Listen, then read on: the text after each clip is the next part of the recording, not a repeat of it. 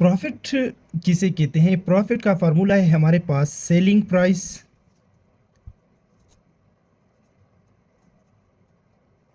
मनफी cost price. अगर selling price SP हम शॉर्ट फॉर्म में लिखते हैं, अगर सेलिंग प्राइस क्या है, ग्रेटर है कास्ट प्राइस से, यानी आप एक चीज़ ख़रीदते हैं, उसे सस्ता ख़रीदते हैं और महंगा उसे बेच देते हैं, तो इसमें आपने क्या किया? प्रॉफिट किया, मुनाफा किया। जैसे कि फॉर एग्ज़ाम्पल आपने एक चीज़ ख़रीदा, वो RS 50 रुपये में आपने क्या किया? ख़रीदा, और सेलिंग प्राइस है इसका 60 रुपये, 60। तो आपने कितना मुनाफा किया? यानी 60 रुपये से 50, सेलिंग प्राइस से आप 50 निकाल ले तो आपने 10 रुपये क्या किया? प्रॉफिट किया, मुनाफा किया आपने 10 रुपये का। तो इसके बाद आता है लॉस। लॉस अगर कास्ट प्राइस कीमत से आप क्या निकाले? Selling price. उर्दू में कास्ट प्राइस को कीमती ख़रीद कहते हैं और सेलिंग प्राइस को कीमती फ़रोख्त कहते हैं। यानी कास्ट प्राइस ज़्यादा हो आपके पास, फॉर एग्ज़ाम्पल एक चीज़ आपने कास्ट प्राइस है आपने ख़रीदी 80 रुपये में, और उस सेलिंग प्राइस है इसने आपने बेच दिया उसको, यानी फ़रोख्त किया आपने 60 रुपये में।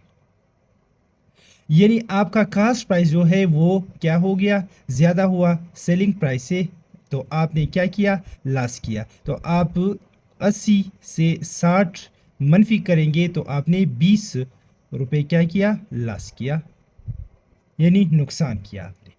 तो इस तरीके से अगर प्रॉफिट परसेंटेज मालूम करना हो, क्या? प्रॉफिट परसेंटेज, उसका फार्मूला है प्रॉफिट परसेंटेज का, वो है प्रॉफिट सबसे पहले मालूम करेंगे, मुनाफा, और कास्ट प्राइस मल्टीप्लाई 100 के साथ उसको मल्टीप्लाई करेंगे। ये हमारे पास एग्जांपल है, कास्ट प्राइस है एक चीज़ का, कास्ट प्राइस वो है RS 1500, और सेलिंग प्राइस है इसका, हमने उसको फ़रोख्त किया वो 2550 रुपये में, हमने क्या किया? उसको फ़रोख्त किया। अब इस सबसे इसका प्रॉफिट परसेंटेज कितना होगा? अब सबसे पहले आपने प्रॉफिट फाइंड करना है। प्रॉफिट के लिए हमारे पास फार्मूला है प्रॉफिट SP मनफी CP। सेलिंग प्राइस से आपने 2550 से आपने 1500 मनफी करना है। अगर आप 2550 से 1500 मनफी करेंगे तो आपके पास आता है 1050। RS 1050 रहता है। अब ये 1000 जो 50 रुपये है आपने प्रॉफिट किया। अब आपने प्रॉफिट परसेंटेज फाइंड करने के लिए आपने इस फार्मूले में आपने प्रॉफिट की जगह प्रॉफिट लिखनी है 1050, और कास्ट प्राइस है हमारे पास 1500, और इसको 100 के साथ मल्टीप्लाई कर लें तो ये हमारे पास ये 2 ज़ीरो इन 2 ज़ीरो के साथ कैंसिल हो जाएंगे, तो ये 15 रहता है। अब 15 को आपने क्या करना है? 1050 पे डिवाइड करना है, या आप सिंपली इसको 5 से क्या कर सकते हैं? डिवाइड कर सकते हैं दोनों। 5 3 15, 5 दूने 10, और 5 कम 5 और 0 आ जाएगा 0। तो ये 210 रहता है, और ये 3 रहता है। अब 3 को इस पे क्या कर ले? 3 कम 3 7 3 21, तो 70 आ गया हमारे पास। 70% क्या आ गया हमारे पास? प्रॉफिट परसेंटेज आ गया। लॉस परसेंटेज आपने कैसे फाइंड करना है? लॉस परसेंटेज का फार्मूला है loss over cost price multiply 100। अब हमारे पास एक एग्जांपल है जिसका कास्ट प्राइस CP है, वो हमारे पास है RS 3900, और इसका सेलिंग प्राइस है RS 3800। यानी आपने एक चीज़ ख़रीदा, वो 3900 में ख़रीदा, और आपने उसको बेच दिया 3800 रुपये में। तो सबसे पहले हमने लॉस को मालूम करना है। लॉस के लिए हमारे पास फार्मूला है CP मनफी एस पी, यानी कास्ट प्राइस से C P S P selling price मनफी करना है। तो सी पी की जगह हम 3,900 लिखेंगे मनफी, और सेलिंग प्राइस की जगह हम 3,800 लिखेंगे। जब 3,900 से 3,800 निकाले तो ये 100 रहता है।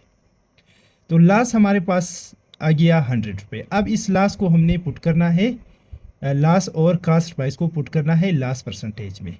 तो हमारे पास लास परसेंट जो है, percentage is equal to loss 100 rupees है, डिवाइड 3,900 लिखेंगे, मल्टीप्लाई 100। अब ये दोनों ज़ीरो 100 का इन 3,900 ज़ीरो के साथ कैंसिल हो जाएंगे। अब यहाँ ऊपर 100 रहता है। अब 100 पर आपने क्या करना है, 39 को डिवाइड करना है। तो आप सिंपली इसको डिवाइड कर सकते हैं। 39 जो है वो 2 टाइम जाता है, 9 दूनी 18 और 3 दूनी 6 जमा 1 7 78 आता है। अब यहाँ से 10 से 10 से 8 निकल जाएगा तो ये 2 रहता है। अब 9 से जो 7 तो ये भी 2 रहता है। अब 22 पे 0 लगाना है, तो 0 यहाँ लगाएंगे और यहाँ इशारा लगाना है। अब 220 पर कितना टाइम्स जाता है, 39।